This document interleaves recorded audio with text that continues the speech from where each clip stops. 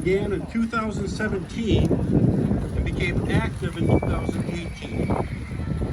This group of volunteer horseback riders function under the direction of the Clark County Sheriff's Office for the purpose of assisting in search and rescue efforts in the county.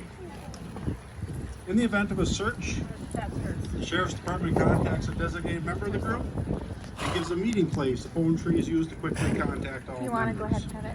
That's fine. That's fine. The group is currently made up of 11 members from Clark County Can who you all leave that come sit with there different though? skill Can you watch sets. it for me?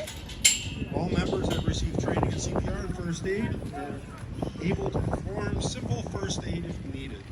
I'm just going to share with you a few of the advantages to searching for someone that's lost or missing on horseback. One is the ability to cover large areas and remote locations. Searchers also have an elevated view, as you can see, or an elevated vantage point. Less human fatigue is another one. And horses can work for a long, sustained period of time. In certain situations, a horse can go in search areas where ATVs are not able to travel. So, before we really get into the demonstration, I'm going to introduce all our members here. Again, my name is Rob Reinhardt. I'm the MC over under the tent here. In the arena there, we have David Thews. David's going to kind of keep us all in line here and keep things moving nice. In the front here, the leader today is Andy Rice, riding his 16-year-old Arabian gelding he calls Harley. Andy's neighbor got Harley from a horse rescue, and Andy later acquired Harley from them. Next we have Rosie Fellens. She's on her horse Cricket. Cricket is a 13-year-old quarter horse Appaloosa cross mare. Cricket was originally purchased for her daughter, who later decided to swap horses, because that's what the kids do to us, we know that. Cindy Wildish Rasmussen is up next. She's riding Boston Mossy Oak. Boston is a 17-year-old registered quarter horse owned by Cindy's daughter Mesa, who used him for Wisconsin high school rodeo events and still uses him for barrel racing today. Next we have Chelsea Fosterling. Chelsea is riding her horse Trouble. Trouble is a 25-year-old Appaloosa mare. Interesting thing is Chelsea bought Trouble from our last member in line here, who's Hardy. Next up, we have Marianne Reinhardt. Marianne is riding her horse, Lady Gaga. Lady is a 14-year-old Morgan mare. Interesting fact here, over 35 years ago, Marianne trained Lady's grandmother and grandsire. Next we have Jill Gregrich riding Bo Joe Jack Dakota. Bo is a 17-year-old registered quarter horse gelding. Bo is used mostly for trail riding. Jerry Rakovic is riding Hijack. Hijack is a 14-year-old quarter horse. Robin Fosterling is riding her horse Sunny, most affectionately known to our group as Stubby. You can tell by his stature probably. Sunny is a 20-year-old Mustang gelding who has been there, done that. Interesting fact about Sunny is that he has competed in every timed event at a professional level, including barrels, team roping, tie-down calf roping, and steer wrestling. Sunny may be small, but is quite a little athlete. Lastly, we have Harvey Rossman. Harvey's riding his horse Attaboy. Attaboy's a 17-year-old Appaloosa gelding that Harvey raised from the ground up. Attaboy is a do-it-all type of horse. So at the start of every search, one thing we do is a count-off. And basically, it's a roll call of members to make sure when we go in with 8 or 9 members, we come out with 8 or 9 members. So the group will go ahead and do that right now.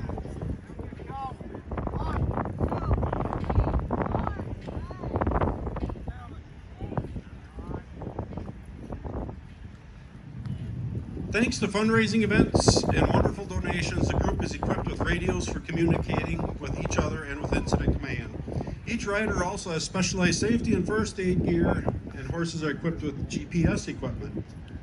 So if you see on the horse's cantle, around the horse's cantle, saddle cantle, there is a GPS collar, so every horse is tracked, so we are able to watch their path, where they went, if they missed anything, if we gotta go back.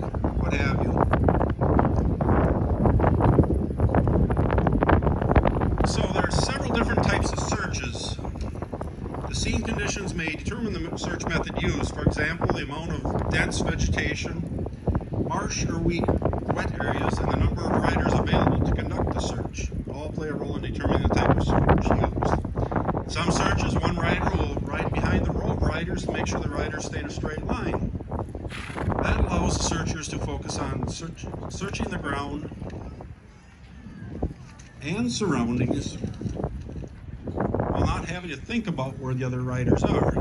We'll demonstrate a few of these such patterns with you today. So the first is a pie or wheel search.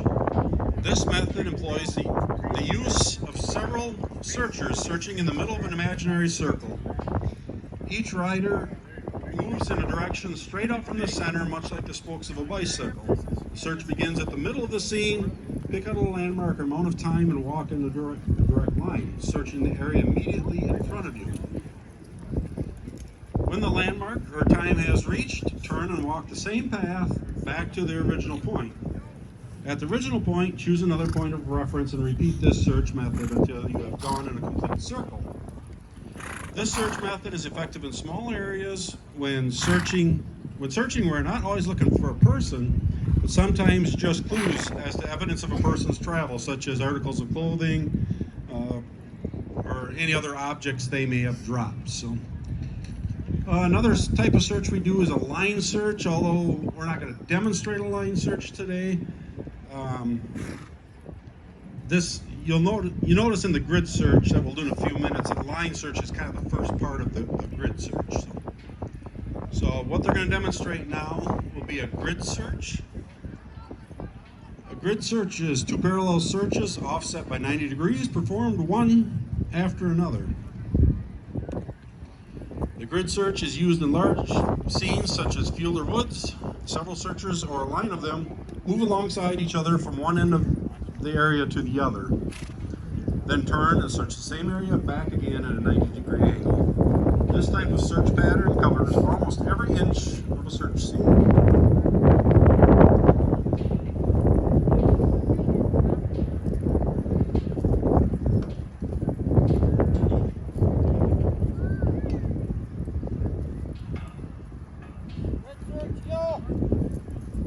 So, Andy there is our leader.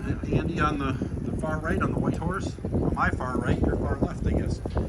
So Andy is our leader today, and you'll notice when he gives a command, he follows it with the word yo. And what that does, it gives us the ability to give a command ahead of time, before we actually do the action. So when he called for a grid search there, he could have called it ahead of time, but they would not have gone into the grid search until the yo command was given. So what they did there is they made a pass across. You see Harvey stayed in his position where he can see everybody else realign. As the others are realigning, Harvey gets in position and he's actually going to bring his same path back. So.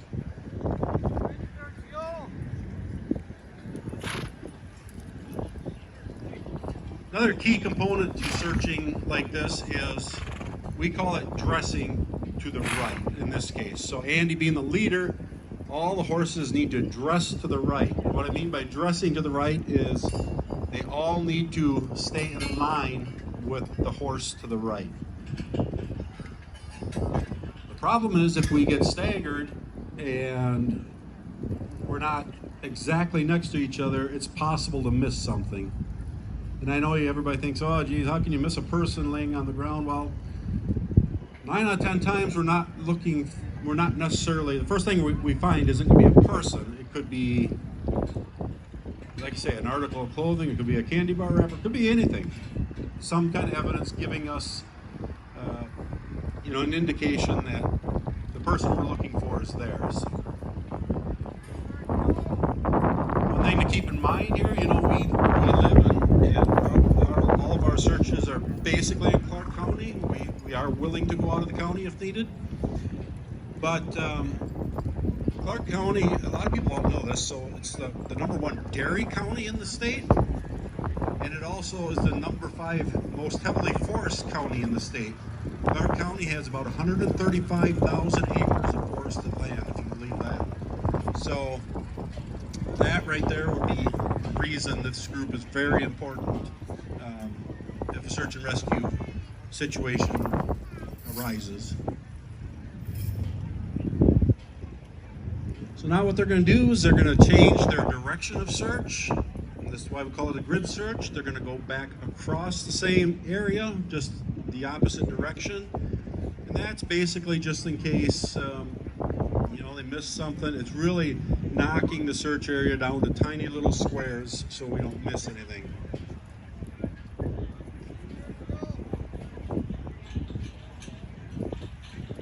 As you see, this group of horses and group of friends, quite honestly, work extremely well together.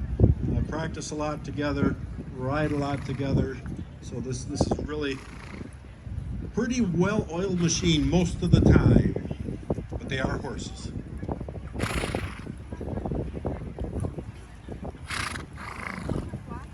Now when they get to the other end here, Andy will hold his position while the group works their way around him so they can start their line back to the other end again.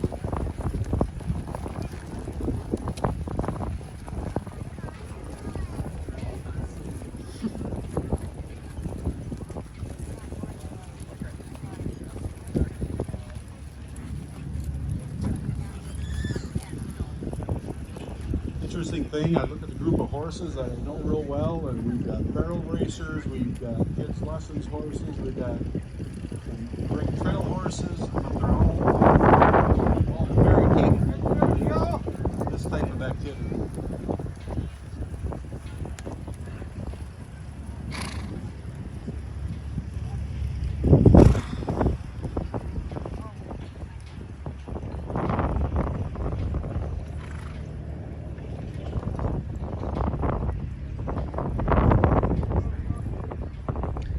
So when they get to the other end here, they're going to change up the pattern a little bit, show you a different type of search we may do. Again, it all depends upon the area we need to search, what it looks like, what exactly we're looking for. So the next type of search is a V pattern search. In this pattern, the horses are close together in the shape of a V. The front riders have the responsibility of searching the area in a V in front of the horse's front shoulders. So if you look at the front riders, their arms are showing the area that they are responsible for, their search area. The second row of riders' search area is also in a V over the horse's front shoulders. The search area of this row includes the area under the horses in front of them. If you look at the second row of riders, their arms are showing their search area. There could also be a third row of riders, and so on.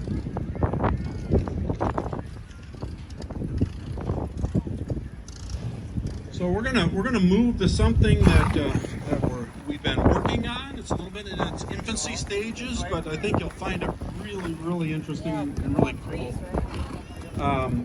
So we've been working on scent detection with our horses here, much like you do with canines.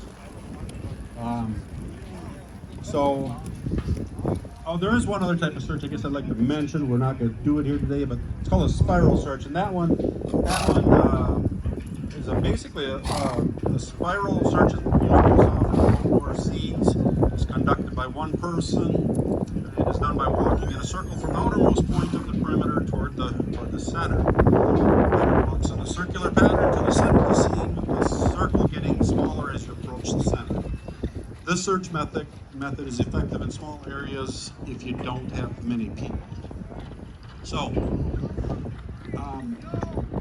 some people believe that the detection capabilities of prey animals are superior to that of predators. Well, horses are basically known as prey animals. And the wild horses can detect threats that may be downwind by using their eyes and ears, or even by sensing ground vibrations. Horses have a sense of smell equal to most dogs and can vary the sensing level from the ground to 7 feet high or more. So I'm going to explain this a little bit here. So typically when we practice this, a lot of times we're out in a wooded area, whatever, and we have a live person hiding somewhere.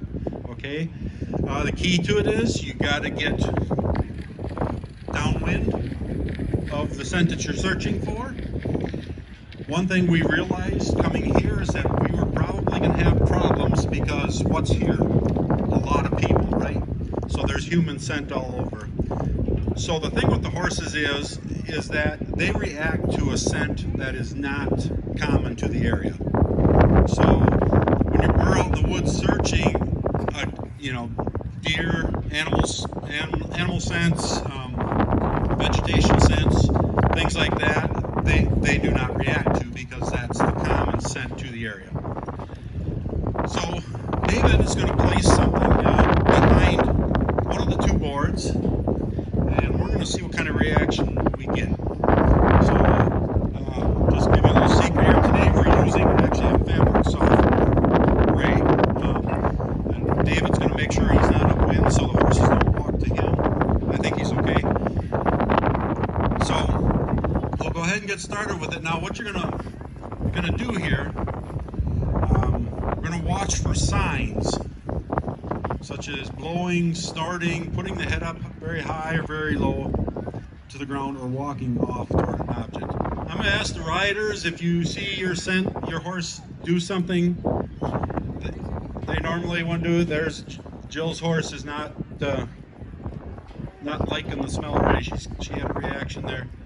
But you'll watch as you go close here, and every horse is different. Harley's ears went straight up right now as he's walking to it, and he's going right to that board and past. And that's fine. They should go past. When they hit it, they lose the scent, right?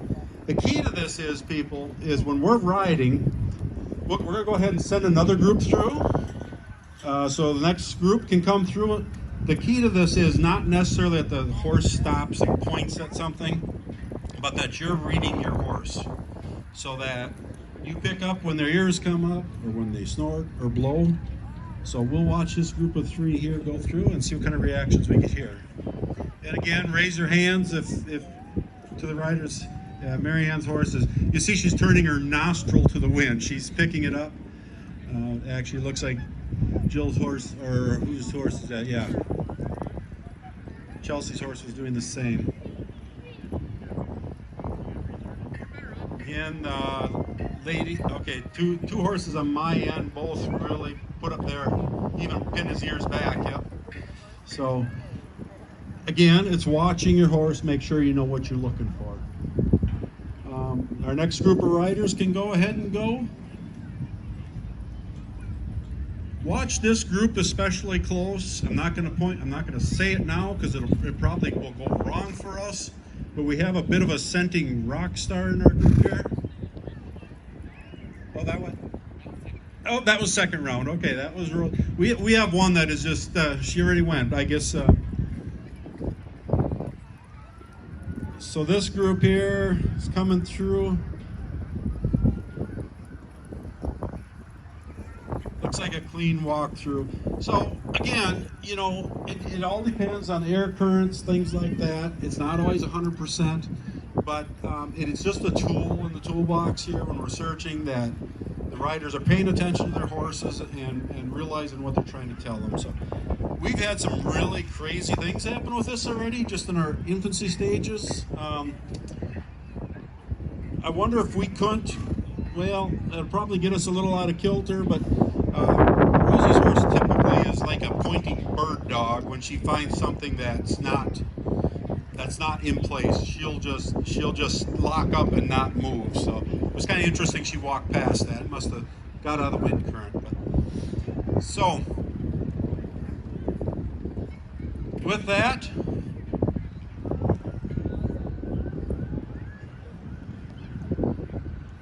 the group is going to come in and line up again. When they entered the search, whether it's the woods or field or wherever they searched, they did a count off, and when they finish, they need to do the same count off and make sure everybody's present.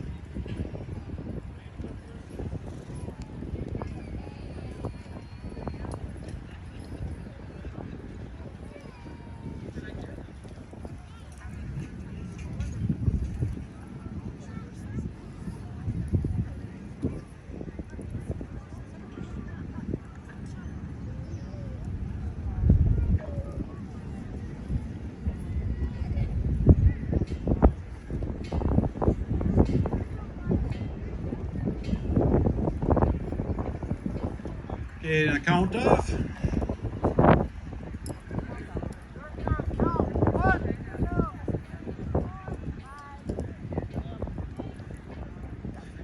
Searchers, prepare for dismount. Evens forward 3 steps.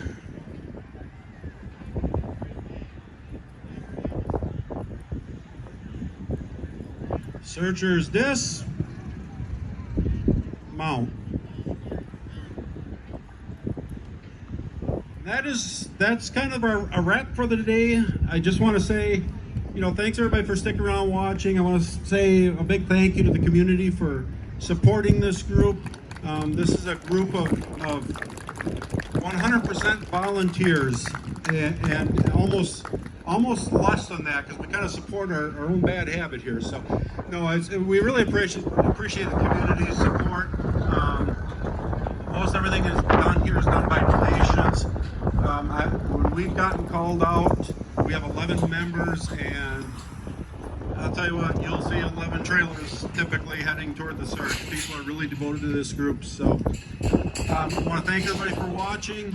If you want to talk to anybody from the group, right afterwards here, if this is something you think would work in your county and you want to learn how to set it up, stop over here in the equine tent.